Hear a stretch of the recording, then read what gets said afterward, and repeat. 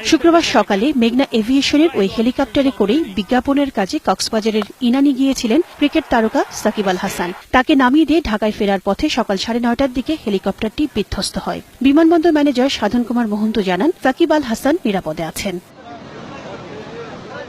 ঢাকা থেকে এটা আসছে যে cricket player allrounder Sakibul Hasan, ওনাকে ওই সিপাল রিসোর্টে নামিয়ে দিয়ে এটা ব্যাক করে ঢাকা যাচ্ছিল। ঢাকা যাওয়ার পথে এখানে বিধ্বস্ত হয়েছে। দুর্ঘটনার পর স্থানীয়রা আহতদের উদ্ধার করে। কক্সবাজার ফায়ার সার্ভিসের উপপরিচালক আব্দুল মালিক জানান, আহতদের হাসপাতালে নেওয়া হলে বিজ্ঞাপনী সংস্থার কর্মকর্তা শাহ আলমকে মৃত ঘোষণা করেন চিকিৎসক। যারা হেলিকপ্টারে ছিল যাত্রী সহ পাইলট, তাদের হাসপাতালে নিয়ে যাওয়া হয়েছে এবং যাওয়ার পথে নাকি একজন মারা গেছে, লোকমুখে শোনা গেছে। আহত হয়েছেন হেলিকপ্টারের পাইলট শফিকুল ইসলাম, হেলিকপ্টারের স্টাফ শরীফুল ইসলাম। দুর্ঘটনার কারণ এখনো জানা যায়নি।